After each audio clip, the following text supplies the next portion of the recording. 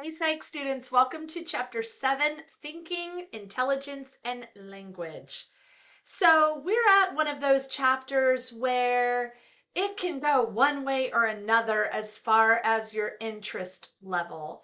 So this is a chapter that can be heavily termed with a lot of information. Um, not, I wouldn't say not interesting. Thinking, language, and intelligence is one of the most interesting, concepts to really explore. When it's put in a presentation to go over, how engaging can you make that chapter? So I will do my best to give you some good information that will keep you awake and not bored. So I use links and different videos and things to make the chapter more interesting. So if you are into, really understanding the psychology behind thinking, and I don't mean like a psychological deep thinking. I more mean what goes into just like the theory of thinking in general. You could take an entire semester on this.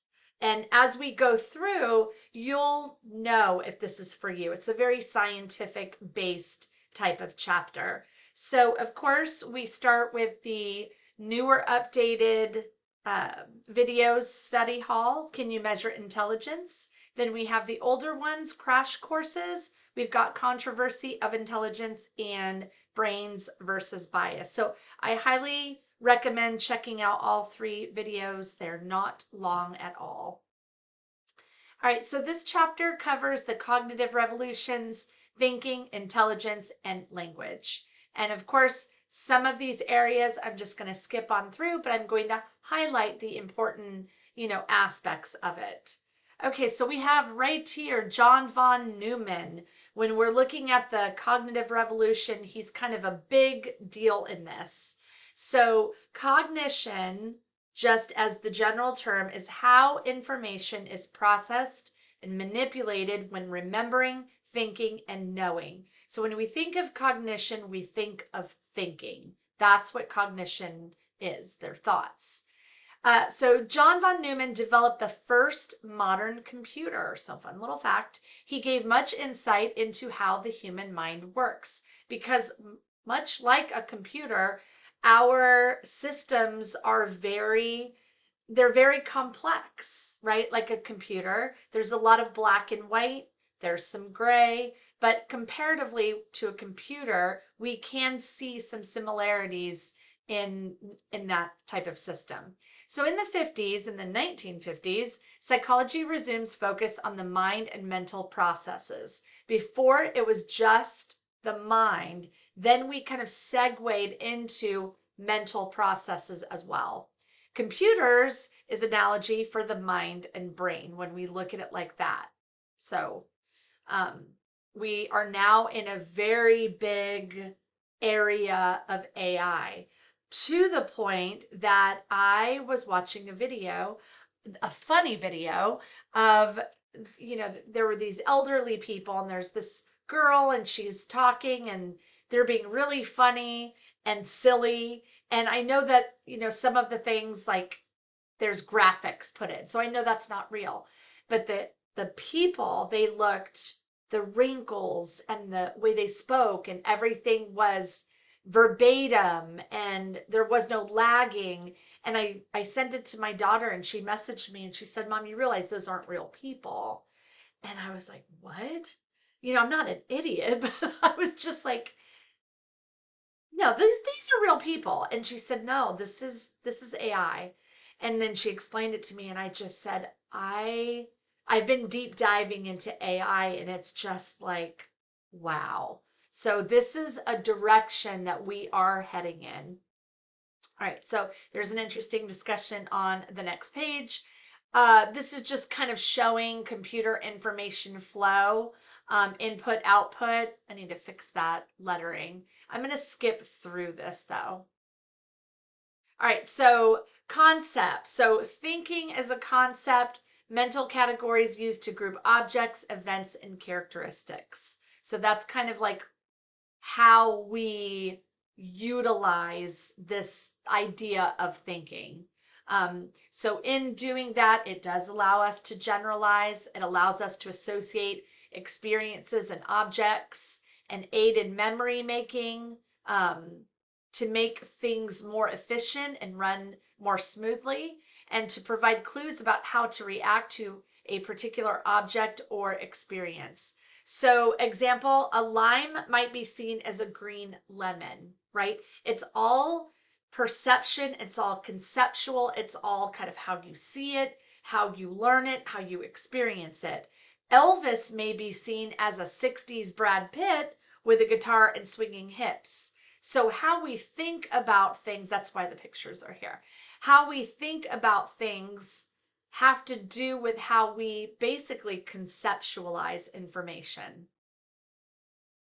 All right, so again, this is just looking at some more, in-depth thinking. I'm gonna skip through that.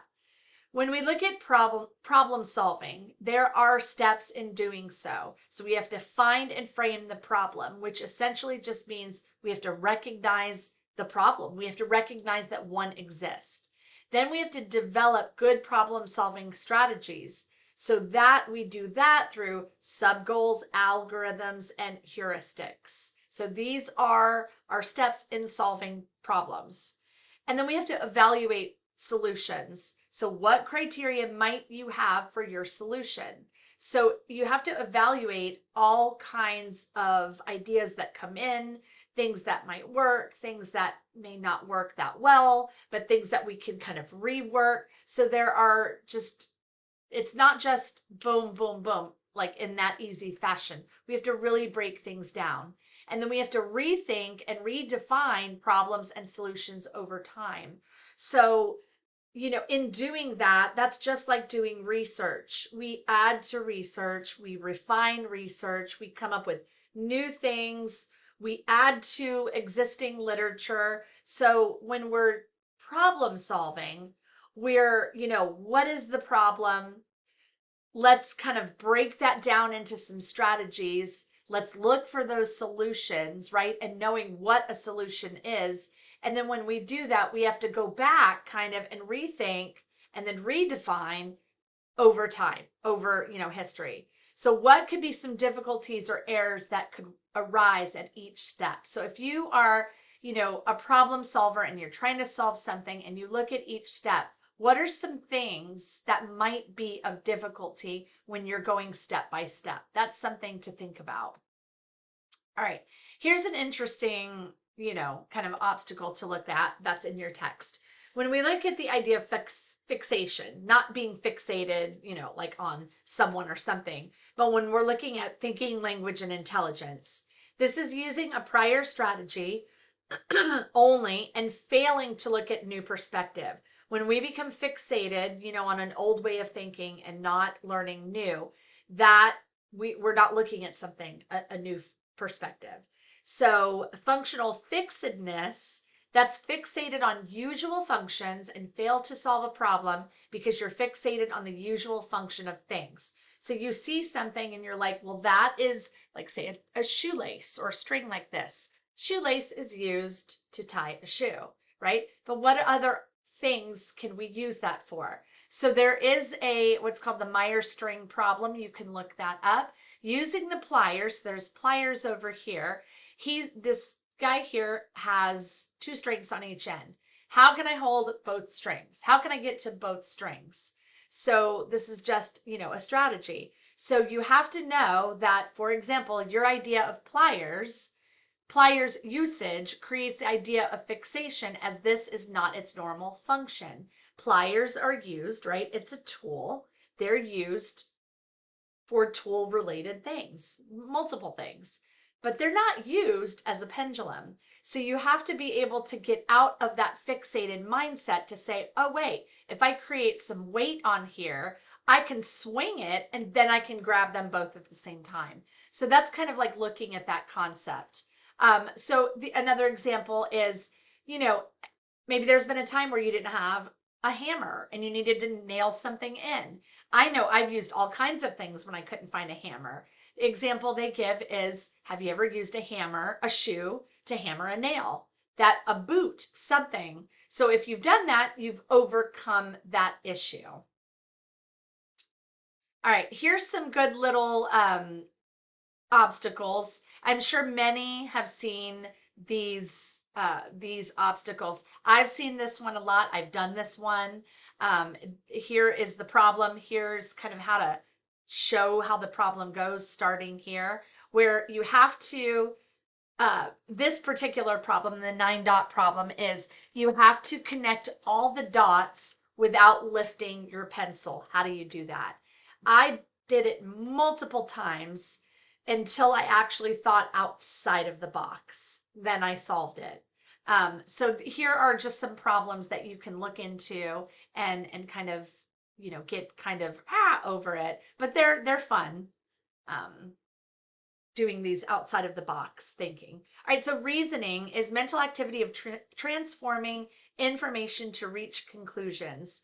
So we have inductive and deductive reasoning. So with inductive reasoning, we're going, specific bottom to top up to general. Where deductive reasoning, specific to general, we're looking at, when we're looking at general to specific, we're seeing up with inductive. And when we're looking at specific general with deductive reasoning, we start general to specific. So I just messed that in my mind. So to give you examples, I wanted to throw in some examples to give you a visual, but then to kind of explain that for you. So inductive reasoning examples, when we think of that like the inductive manner, every dog I've met at the park has been friendly. Therefore, all dogs at the park are friendly. So based on your experiences of dogs, you have, induced that all dogs are friendly in this scenario. Every time I eat dairy, I feel sick. So I must be lactose intolerant, right? This is giving you information. Every summer in the past 5 years, there have been record high temperatures in my city. Thus, summers are getting hotter in my city. In every election I followed, voter turnout increases when there is a hotly debated issue on the ballot. Therefore, controversial issues lead to higher voter turnout. So each of these examples follows specific observations. That's the key. They follow a specified, kind of flow of information. So general conclusion structure of inductive reasoning. Unlike deductive, where these conclusions are probable, but they're not guaranteed. So we need more evidence to support them, maybe refute them or challenge them. Okay, when we look at deductive reasoning, if it is raining, the ground will be wet. It is raining outside, therefore the ground is wet, right? We're looking at these step-by-step things that are. To legally drive, a person must have a valid driver's license. Emma is driving a car. Therefore, Emma must have a valid driver's license. To earn a bachelor's degree, a student must have 120 credits. Sally has 130 credits. Therefore, Sally has a bachelor's degree.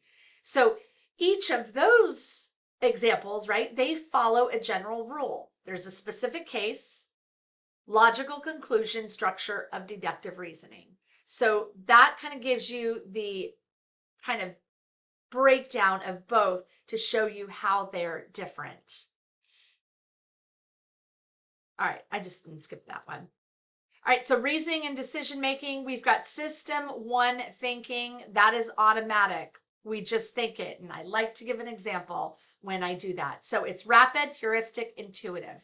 System two thinking that is a controlled thinking, decision making. It's slower, it's effortful, and it's analytical.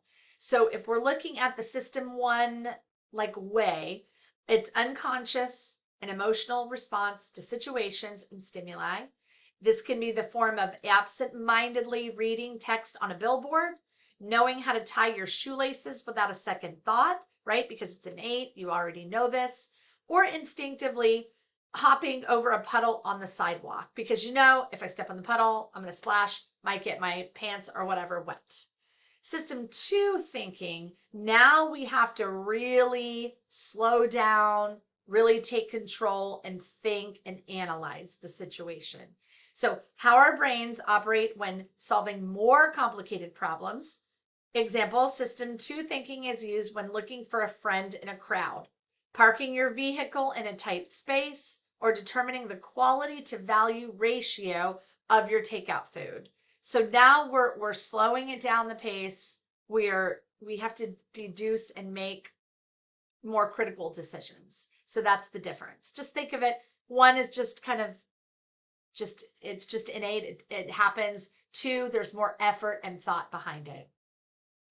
All right, loss aversion. Prefer to avoid losses over acquiring gains. So investor does not buy stock in a new company, even though the chances of gaining outweigh the loss. My financial advisor has always advised me on when things are low, buy. But we do have, I'm going to give you some terms here. We have this sense of fear, and this, you can kind of equate this to loss aversion. Confirmation bias is another one we look at. We search only for information that supports our ideas. So you'll hear this a lot in politics. So politicians supports their views and dismiss anything that counters theirs. Dismisses. I should have written. Hindsight bias. That's that, like, I knew it all along. Report falsely that we predicted an outcome. So it's the I knew it all along phenomenon. So after going to a football game, you might say after the win that you knew the whole time that your team was going to win. That's hindsight bias.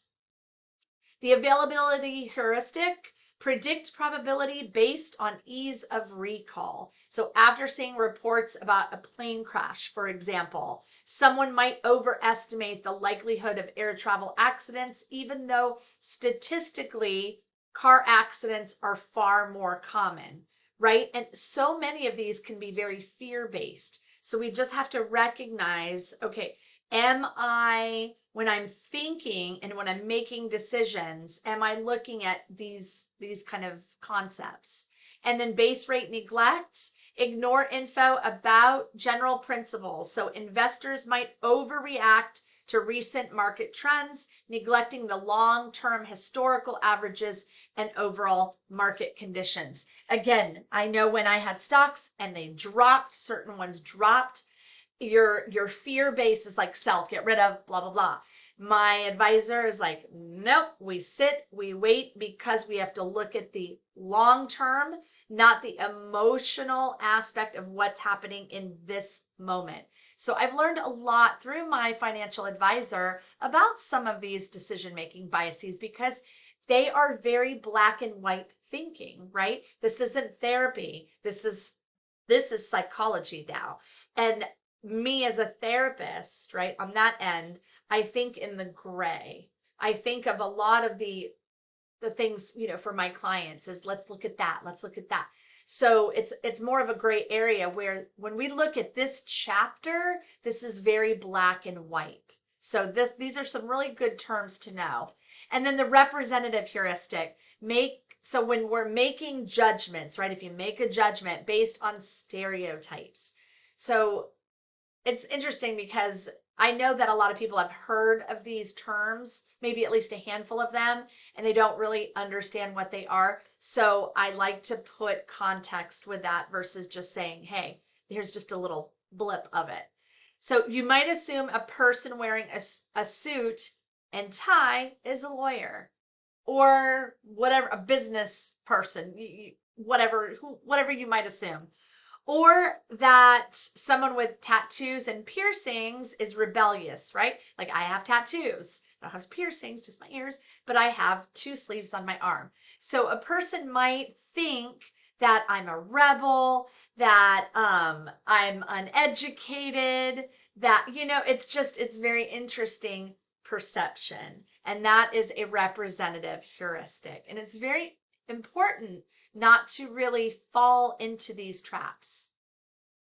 We have to consistently be critical thinkers, especially in psychology. You want to be critical in your thinking. So you want to reflect on your thinking. You want to be productive and you want to evaluate all the evidence that you get, whether it seems unheard of, whether it seems ridiculous. As a psychologist, right? If you're going to be a psychologist or a researcher or anything like that, you have to be a critical thinker. When we talk about mindfulness, that is alert and mentally present. So people that are, lawyers or clinicians or whatever, when we think of the word mindfulness, I know a lot of people think sitting crisscross applesauce going, and that's not what it is. I mean, that is, but that's not the bigger picture. Being mindful allows you to be a critical thinker. It allows you to be alert, to be present in the moment that you're in. And you can practice mindfulness talking. You can practice mindfulness brushing your teeth, taking a shower, sitting, whatever, lying down, standing up. So we need to get that perception of what mindfulness truly is. You have to be open minded to be a critical thinker, receptive to new ways of looking at things. So we have to be objective. We can't just be subjective and our way is the right way. When we look at creativity, divergent versus convergent thinking, we're seeing a lot of divergency in today's world. We see, people with autism, right? It's expanded more. And so, with that, if you don't have an autism diagnosis, right? A lot of people want to self-diagnose themselves with autism. It could be that you are a neurodivergent thinker. So when we look at creativity, we have to look at divergent versus convergent thinking. Characteristics of creative thinkers, they are divergent thinkers. So they brainstorm, flexibility, they're flexible and they're able to have playful thinking. A lot of it, thinking outside of the box. You have to have an inner motivation. So it's not about being externally motivated, but really looking from within. That's what builds creativity. You have to be willing to face risk because there in every decision you make, there are potential risks involved. We have to, again, like I said before, we have to be objective. So when we evaluate work, whether it's ours or someone else's, we have to look with objectivity. Convergent thinkers produces the single best solution to a problem.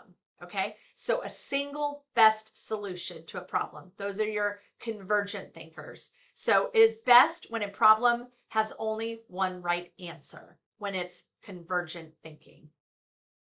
All right, so now we're moving on to the intelligence part of the chapter. So what is intelligence? Basic textbook definition, it's all-purpose ability to do well on cognitive tasks, solve problems, and learn from experience. That is what intelligence is. We're not talking about being smart. We're not talking about being wise. We're talking about intelligence itself. Its ability to do well on cognitive tasks, solve a problem, learn from experience. That's intelligence. You can look more on page 261. I put this here for your reference on definitions of intelligence, how it relates to culture. The U.S. Spearman's G. So this kind of level looking at intelligence, this view of general intelligence, this is the G is for general, assumes that the intelligent person is a jack of all cognitive trades. So you're not nailing down everything perfectly, but you know what? I know a lot. I know a little about a lot of things. So kind of looking at that framework. Difficult, often racist history. When we look at eugenics, that is a scientifically inaccurate theory that humans can be improved through selective breeding of populations. So again, very heavily termed chapter, a lot of definitions throughout this, but just wanted to provide context for this. Ability to contribute to the world goes beyond a score on an intelligence test. I think most of us know that we are more than the test we take, which is the reason I'm not a big test taker, not a big fan of those. I understand they have, their place in the world. But there's way more than an intelligence test or any type of standardized testing. So when they measure intelligence, we have to look for validity. Let me go back to that. So validity means, does the test measure what it purports to measure? So is what I'm testing, right? Am I testing what I'm supposed to be testing? Or is it, if I tell you, a valid, is this valid? I'm going to test you on psychology. Am I testing you on psychology, or am I testing you on history or math or any of that? So is that a valid test if I say, hey, we're going to take a psych test, but then I give you a math test? The validity is not there. All right, reliability means consistency. Is test performance consistent? So if I give you a personality inventory, right, like a Myers-Briggs, and you test that, I'm an ENFJ. So if I take this test over and over and over again, my percentages might be different depending on mood, depending on age, depending on a lot. But if you're an extrovert, unless you're an ambivert, right? But typically if you're an extrovert, we don't change to introverts. That is part of our personality. So reliability means if I take that test over and over and over again, even if my percentages are lower, higher, whatever, my letters are consistently going to be ENFJ. That's how you can tell. That's just an example. There are other examples to test reliability. Standardization are uniform procedures for administering and scoring the test used. We have to have standardized measures. We have to have operational definitions. So is it standard? Is it standardized? So that is another component of measuring intelligence. All right, so I have, again, because I like to do that, in just in saying, hey, Stanford Binet, let's talk about it. What is it? I like to incorporate small videos that just really give you the picture of what it is and what they're measuring. So if you click on this link, it's going to go to a video that gives you like a snapshot of the Stanford Binet test. We're looking at mental age, so MA, a person's level of mental development relative to that of others. And then the Stern Intelligence Quotient, that's an individual's mental age divided by chronological age multiplied by 100. That's how they give in that quotient the level of intelligence there. Okay. When we look at the Wechsler tests, the WAIS or the WISC, the WISC, you'll see that a lot in elementary school. So if you click on this, nice short video just explains that. It's not anything that's long. It's actually very short. So the main difference between the WAIS, the WAIS, and the WISC is the target age group. So the Wechsler Adult Intelligence Scale is designed for adults that are 16 years or older, and the WISC, the Intelligence Scale for Children, that's designed for children that are between 6 to 16 years old. So they both assess cognitive abilities, but those subtests, the scoring, that's where it's a little bit different to accommodate those different age groups. So again, click on these. They're, just gives you a nice picture of those tests. This is just the bell curve of normal distribution when we look at intelligence testing. When we look at cultural bias in testing, there's, of course, there's a lot of cultural biases and different things in testing that absolutely need to be explored. So this just gives a little bit of information on that. I'm going to skip over that. Here are some more just kind of intelligence testing that you would see on various tests. So this is looking at the Raven Progressive Matrices test. So again, you can read that and see what is going on there. Some people can figure these out like that. I look at it and I'm like, okay, I think I have it, but I have to really, sometimes think about this. All right, the Flynn effect. Go ahead and you can click on this. This is a nice TED Talk going over the Flynn effect. So in 1984, Flynn discovered 13.8 point IQ scores increased between 1932 and 1978. People's IQs basically increased by about 3 points per decade. So the Flynn effect found that people's IQ scores rise over time. People's IQs increase by about 3 points per decade. So this TED Talk discusses that, and it's James Flynn discussing that. So he's the expert in that. When we look at genetics, environment, group, all of that, in large samples, there are mean level or average differences between groups and IQ scores. Asians and Asian Americans score higher than Europeans or European Americans, who score higher than Africans or African Americans. Race is a social category, so it's not a good indicator of genetics. The differences in performance on IQ tests indicate differences in wealth and educational opportunities. So we have to take a lot of different things into this idea of intelligence. It's not a one all, be all, end all type of thing. So your environment matters. So IQ differences between groups continue to shrink. Each new generation moves toward its maximum potential, disproving the notion that categories such as race limit our abilities. Again, here is another video for you to watch. This is the Lewis-Terman theory explained. Another kind of intelligence testing looking at giftedness. So you can go ahead and look at that video. Pretty interesting. When we look at intellectual disability being diagnosed, it is when you have one less than 70. All right, here I won't go through this, but again, more theorists discussing intelligence. You can look at Robert Sternberg's triarchic theory of intelligence, breaking down analysis, creativity, and practical implications. I like Gardner's multiple intelligences theory. Here's a really great video of it explained, so go ahead and look at this.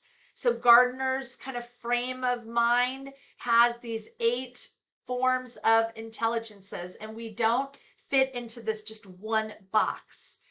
Usually it's like you might be more heavily,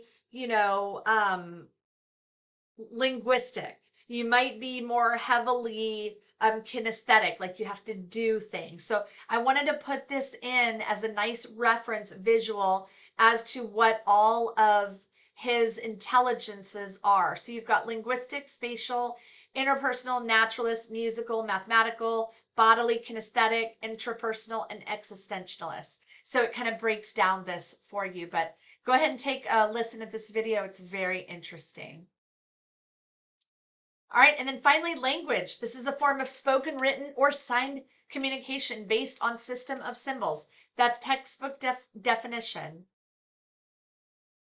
All right, I'm going to skip over this a lot because this kind of goes back to more of grammar school, just definitions of the structure of language, phonology, morphology, and syntax. Those are the rules for words and phrases. And then semantics are meaning. So syntax looks at rules, semantics looks at meaning. Pragmatics is the use. So I'm just going to skip over this because, again, a lot of it is just definitions and things that you've kind of learned. All right, there we go.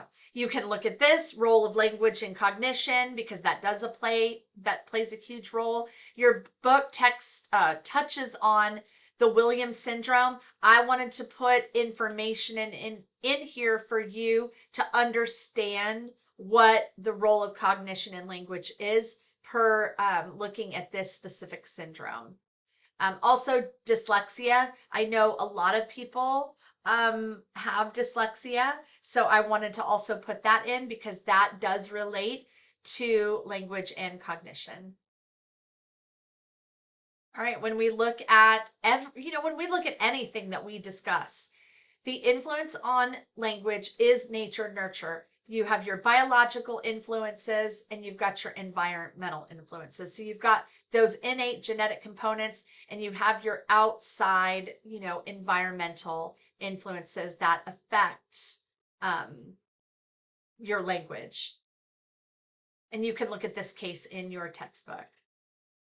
These are just your language milestones. It's very important. So 0 to 6, you're learning to coo, 6 to 12, babbling, 12 to 18 months. You understand a good amount of words, 50 for, for a little one. 18 to 24 months, you're looking at approximately 200 words or more and 2-word combinations. 2 years old, really rapidly just, increasing, especially in how you engage with your child.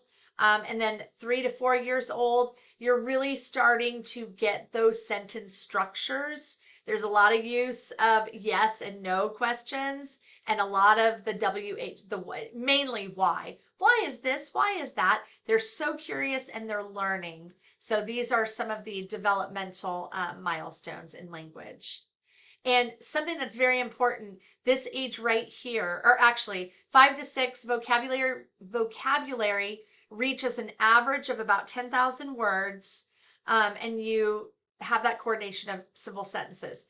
Here, there is a video that I show of Jeannie. She's a feral child, and she's a huge case that a lot of people know about. But in this area between 6 and 8, this is when vocabulary continues to increase rapidly. More skilled use of syntactical rules, conversational skills improve. If you have not developed language by the time you're 7 years old, that's kind of like the golden kind of rule there, then you will not be able to develop language. There's a whole study on that. It's very difficult, and they really tried with Jeannie. So you can take a look at this. And I do have a video for that. So again, development over the lifespan, we continue to learn language throughout our life. We have sensitive periods that kind of goes through, your time span. It discusses for late second language learners and then for adults, and it goes heavier in the textbook. So I do have a video of Jeannie that I put as a, for homework, that I will go over, that you will see that. So this, I just wanted to give you a snap. I thought it was going to be a shorter, I try to keep them around 30 minutes, but I guess I really did have a lot to talk about in this. So I hope I was able to make this it's kind of a dry chapter. But again, if you're really into understanding kind of these concepts, there's an entire semester dedicated just to this. And if you're into research and intelligence testing and learning the theory behind it and developing, future testing, this would be a great class to take in general. So hope you got something out of it, and I will see you in the next chapter. All right, peace.